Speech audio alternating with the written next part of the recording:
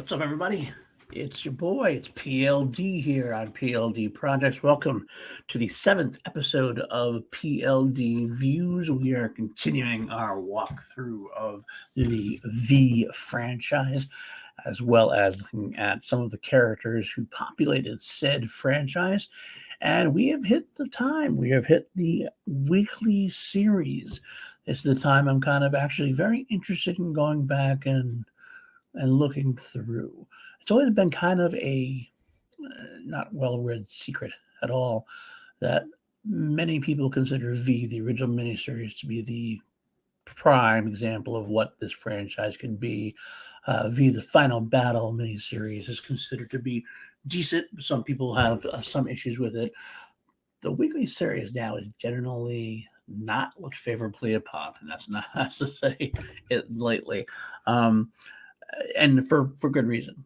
There's a lot of reasons why we're going to see, but we're going to go into each episode here. But I do want to say that I maybe it's a guilty pleasure of mine, maybe it's nostalgia. I think that to just deny everything about it, to decry everything about it, is simply folly. There's still some things to like. There's still some things to have fun with. I'm not going to profess that it's anywhere close to the original. I'm not going to profess that they didn't screw up on a lot of different things. But during these walkthroughs, I'm going to be my positive self and try to find some good in the weekly series.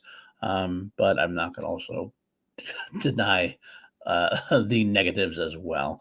So, you know what? Let's just get right into it. Of course, V was created by Kenneth Johnson. I've talked about that a few times now. He was the brains behind the original miniseries and other successful television adventures as well. He left the franchise during the making of the sequel miniseries, and you can definitely tell you could feel his absence as the miniseries went on, went away from his original intent, more towards a sci-fi action piece. Now NBC did try to. They saw ratings, they saw money gold. I mean, V and V: The Final Battle were both very, very big hits, so they were definitively wanted to make a weekly series. At that point, they reached back out to Kenneth Johnson, see if they could mend fences and get him in charge of the weekly series. However, Kenneth Johnson did not want to do a weekly series. He did offer possibly to take it on as a event. He liked the idea of the event series. The idea being that he would have couple maybe 2-hour movies, like maybe 4 or 5 2-hour movies sprinkled throughout the year, rather than having a typical weekly 1-hour series. NBC stuck to their guns. That's what they wanted. Kenneth Johnson said, "Okay, you'll have to do it without me." So Kenneth Johnson left, and other showrunners were brought on. Showrunners who probably didn't understand the concept of the idea of what made the original V so compelling. It wasn't just the sci-fi laser guns and action. It was the sprawling characters, deep-seated allegories of World War II, allegories of their fascism. So it ended up being more soap opera as we went on. But like I said, there is some good and the bad. And the first episode, the very first episode of the weekly series, actually was pretty good overall. I'm not going to lie. It was probably at least equal to the Final Battle. There were some definite issues I had with it, but the general concept was sound. We start off right directly at the end of the Final Battle. Elizabeth had just done her Jedi-like fixing of the bomb, disarming the bomb. Diana had just flown away from the mothership. Donovan and Julie are left celebrating. They start heading back towards home. Quickly enough, Martin discovers that Diana's ship is leaving. Her personal shuttle is leaving. Donovan's not going to have that. Donovan goes chasing her down, which he does. Donovan captures her, and then boom, we flash forward for a year. Flash forward a year later. It's been a year since the visitors have been in control, so to speak, and we see where we are in different points of the characters' lives. It's a nice way to do it. I think it's a good way to do it because it let the resistance really settle back into a more normal routine. We get some quick updates on where the characters are, and we get some quick updates on where some characters aren't. What I mean by that is that obviously the sprawling miniseries characters there's so many characters you know they weren't all going to be able to make the jump to the weekly series. The series tried to keep most of the popular regulars. There were some. There's no mention of Caleb Taylor, Elias's father, Elias and Ben's father, not in the picture anymore. Maggie Blodgett, her role had kind of run its course after her boyfriend died during the water treatment plant, so she was not around anymore. Sancho, the gardener, whose role was definitely cut after the original. He was still in the final battle, but barely, to be honest with you. Lorraine, the fifth columnist who helped Martin out. Any of Donovan's family, Arthur, which was barely ever seen anyway. And as I mentioned in one of the previous episodes, Chris Faber, Ham Todd's associate, not in the picture. That was probably the most surprising to me because I kind of had Ham and Chris as a duo. I thought that would have continued, but I guess in hindsight, Ham Todd the more important of the two, obviously, and Ham and Donovan's interactions and chemistry is what sells part of the story better than Ham and Chris. So they left. However, we got updates on where everybody else is. That's going to still be around. Elias, a year later, has turned himself into a businessman of sorts. He's opened up what he's called the Club Creole. It's a nightclub, a cafe, bar. But he's also had his hands in all sorts of merchandising, movie rights, everything else. Especially was something you would see Elias doing, and he went from his too big Kirk routine and taking advantage of the situation. It's a good turn for his character, I thought. He actually has Willie working at the restaurant for him, it seems, at the beginning, which is an interesting take for him. But where else would he go? He lost Thelma to slide into the family where he had helped Kayla before. Did make some sense. So I was happy to see that at that point. Donovan is back at the newsroom, news cameraman. He make fleeting mention of him being offered a desk gig, which he turned down with his line, "Oh, that's a showbiz. I'm a newsman." That's all a Mark Singer can do. The interesting case now is Martin is his assistant. I guess Donovan got him the job as an assistant cameraman, and he's supposedly doing a good job. We have Elizabeth and the Maxwells, Elizabeth, Robin, and Robert, living on a ranch, trying to make sense of their lives even a year later. Elizabeth hasn't grown much since the final battle. She's still got her powers. We get snippets of powers as she pushes a news helicopter away with just her mind. She's still trying to understand who she is. Robin's trying to understand who she is. Robin actually takes a vacation at this point, gets away, leaving her with Robert. But Ham Tyler is working a very successful security firm, which makes sense to me. He's doing what he does best in the world today. But the most interesting part that sets up a lot of the weekly series is we get a new character named Nathan Bates. He's the head of a company called Science Frontiers. He has hired Julie, and the two of them and the company were tasked with trying to solve the visitor secrets. They have a captured mothership, trying to go through everything they can to learn about all the fruits of the visitor knowledge. But Nathan Bates is a very cruel, he's a very cruel man, although it comes off very well. He actually reminds me, it's a lot of possibly a Trumpian type of person. He's a businessman who is going to take full advantage of the situation to gain power. In one such way he wants to gain power is to take Diana, who's going to be put on trial. It seems kind of weird that they do it, but I guess it makes sense. Crimes against humanity. I don't know how you put an alien on trial, but that's what they're going to do. They fake her death after Nathan Bates decides that we're going to take her in and we're going to make the world think she's dead. And they're going to try to get all the information. They'll keep her alive as long as she's giving him information and stuff that they can work with. He would take all the credit. Great businessman, of course. But it definitely sets him up as a character that's actually a very cool character to watch, at least. You don't know what he's going to do. He's a human. He's doing everything for himself, for his profit.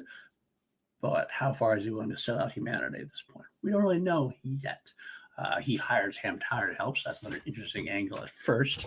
Ham's going to work with him in order to get Diana, although Ham really just wants to kill her, which doesn't make sense, because that's what Ham does as far as that goes. He hates the visitors. There's a lot of little interesting takes there. One of the sequences is, though, that Diana has to, of course, escape. And how this works is their first really big boo-boo of the series, I think. And the writers would later on come to regret it. How Diana escapes is that Martin, of all people, Martin and Donovan track her down. They don't believe that she's dead after the assassination attempt. They do track her down to where Ham and Nathan Bates have kept her. Donovan wants to get proof that she's alive to give to the authorities, whereas Martin is gung-ho on just getting rid of her. That's supposedly on his planet, justice is swift, and that's what he wants to take care of. So he knocks Donovan out in order to go get Diana. Seems a little bit strange, a little much for Martin's character. I mean, I guess it's not completely out of the realm of possibilities that this character might act a little bit like that she is that much of a threat. But unfortunately, it takes a turn as after a little scuffle, Diana is able to take Martin's antidote pill and make it away, leaving Martin to die. And that is the first big misstep. Fans were outraged later on. Martin wasn't going to be around for the series. I guess on paper it does make sense. Martin's main role in the final battle in the miniseries was as the person on board the mothership. He was the mole person who helped him out from the mothership with weapons, with uniforms, helping them escape when they got caught, getting information. So without all that, what is Martin? We already have Willie, who was a visitor on the side of the humans. It seems like he was kind of a lost soul in a way. So it does make sense to a degree. However, writers really underestimated his popularity. A lot of the fans liked him, and there was, a letter campaign to save him or to do something, or at least to express their outrage at it. But I will also say that this whole aspect does lend one of the problems I had with the final battle and with the weekly series. I might have mentioned this before in the final battle. The very fact that the whole ending was predicated upon the humans finding a bacteria within the hybrid of the human visitor hybrid that would kill the visitors. That's an advanced race. Here we are. We set up the bacteria to kill all the visitors, yet we don't want to kill the fifth colonists, so we really quickly create an antidote. And Nathan Bate's Science Frontiers is actually producing the red toxin and producing the antidote. So it's kind of one of those bad things. You're making money on both sides. But if humans can so easily kill the antidote to the point where Martin and Willie get pills like any other pill, like any CVS you go to, pretty much, all they need to do is get their hands on a couple of them and re-engineer. With their technology, this is obviously going to be a temporary thing. So that always seemed like such a cheap way out. It seemed like it was going to be such an easy way to bring them back, which I guess in some ways makes sense for the weekly series. But it just seems such like they try to make it sound so final that the visitors had been kicked off, and I don't know. But at the end of the day, Diana does escape. She is able to make it back to the mothership. Not that attempt by Donovan. Some great attempts by Donovan to save the day and capture and actually have vengeance upon Diana. He actually shoots her square in the back and the chest. And that's the other part of the show which kind of threw me for a loop. Not that Donovan would kill her, because Donovan gets heated, even though he's heroic, even though he's like Captain America. Most of the time, when it comes to his personal friends and loyalties, it makes complete sense that he would try to kill Diana at that point. But then we had to learn about the weapons, and he doesn't have any Teflon bullets anymore. He doesn't have any way to get. Doesn't he know that that's not going to really affect them? It just seems really kind of a dumb thing to do. There's Donovan capturing Diana, like I said from the very beginning of the episode. Donovan and Julie have a relationship at this part in the series, obviously still, although it is a little torn as we see Donovan in this scene alone breaks a date because he hears from Sean. He's very nervous about Sean, obviously being converted, trying to work through that, but he's fighting it. So Donovan makes mention that he's going to go up and try to see Sean at his school. This is the other part of the story I haven't even mentioned yet. Elizabeth, after Robin goes, Elizabeth goes away. Elizabeth and Robin are left, and Elizabeth starts some kind of weird transformation. We don't get too far into it, but she scratches her skin off just like a visitor. It seems like almost like an infection. Robert calls Julie, and the two of them get together and they start seeing what's going on. Julie rightly has no idea what's going on, even as a doctor.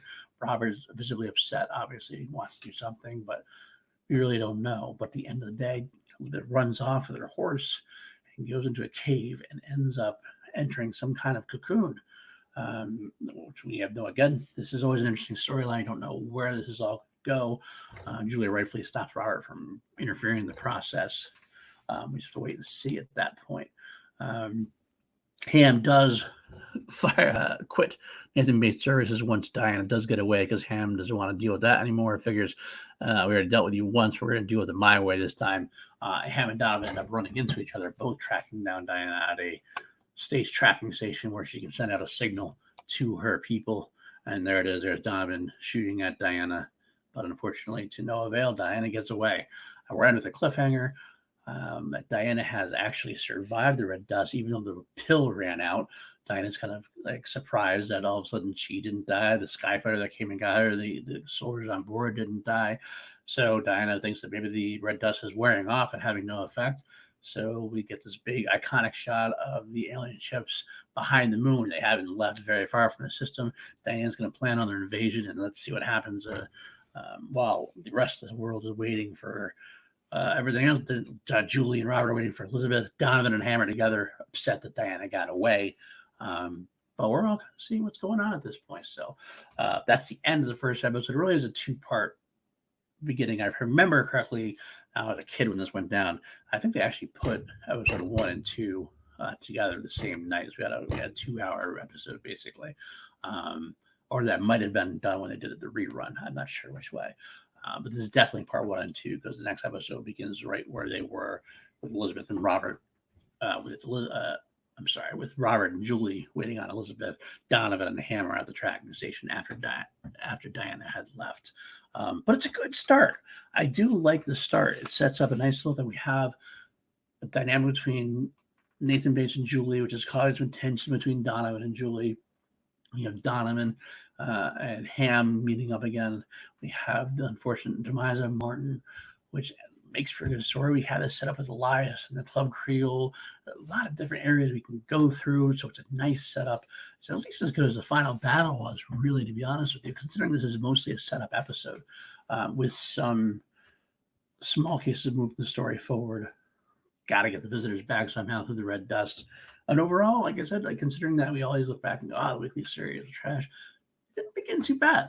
It would definitely fit in well inside everything. I enjoyed it. And I can't wait to go into episode 2 and see where we are from there, what else is done there. But that's where we are. We're just pretty well.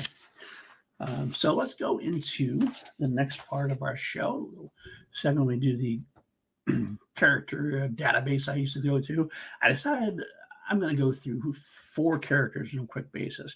They're basically, I'm cleaning up what was left in the final of the original miniseries. The 4 villains, 4 big villains that didn't make it out of the miniseries. They all were killed or died in some other way.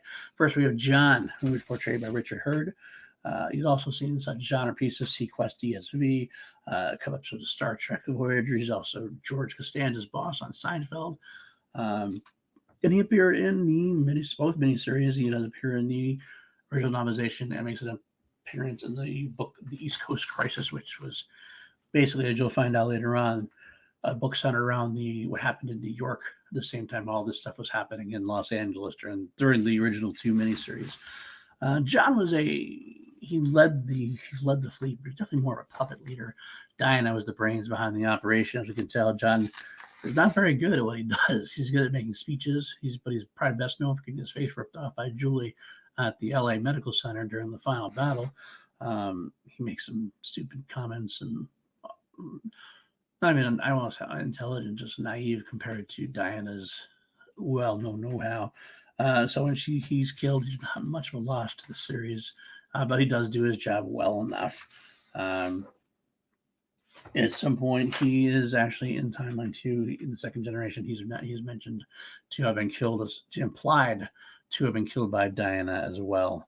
For that case, the second villain we're going to go into is Brian. Brian, best known as the father of Elizabeth. the one who seduced Robin on the orders of Diana. He's portrayed by Peter Nelson, who had made some appearances in genre movies. Made some appearances in Last Starfighter, also Die Hard 2, and was also in the original novelization. He basically was in charge of the visitor youth, so he had a lot of interaction with Daniel Bernstein, as we know. It was up to him to groom him, to groom him and the other visitor youth to betray their parents if need be. He sets up Daniel's parents, but he then is set up by the resistance. And when brought in, he's faced with Robin, and Robin uses the red dust on him. So he's the first alien, the first visitor to succumb to the red dust, and they learn that the red dust is a weapon that they can use. But as far as that's the final battle, as far as second generation goes, which would skip out on that, no mention of his fate at all. So we don't know what happens in that version of the timeline. Final battle, he is definitely killed by the red dust. Next, we have Pamela, portrayed by Sarah Douglas, best known as Ursa from Superman and Superman 2. She also notably made an appearance in Beastmaster 2 with fellow V alum Mark Singer. Pamela is an interesting character. She only appeared in the final battle. She's brought about halfway through the final battle as part of it's said that she's bringing technical crew to speed up the sucking of the water dry in the Los Angeles area. She's definitely known to be in charge of Diana. She's the same rank as far as her stripes go, but it looks she's the more military leader, while Diana's a science officer. So Pamela ruffles Diana's feathers. She gets Stephen under her wing. They both basically work against Diana underneath John's nose and try to manipulate the situation. But to be honest with you, as much as she's really good at what she does, she's a nice foil for Diana, but there's not much to the character per se, just at more of a soap opera angle. The 80s catty female tropes come out into play here. But it's interesting. Probably the most interesting thing she really does is she kind of serves as a template for the character of Lydia in the weekly series, a female foil for Diana to spar with back and forth and keep their tension on each other rather than on the resistance and destroying the resistance pretty much. But she's good. She appears, like I said, she only appears in the final battle and in the original novelization. As far as that goes with these segments, she is killed by Diana as part of a coup that Diana takes towards the end after Pamela refuses to listen to Diana's converted Sean Donovan, who Diana converted to talk about the final battle that the resistance was planning. Diana takes her out and steps up in charge. Finally, the last one of this group is Stephen. Stephen he was in all of the miniseries, and in the original novelization, he actually made probably some of the biggest impact outside of Diana.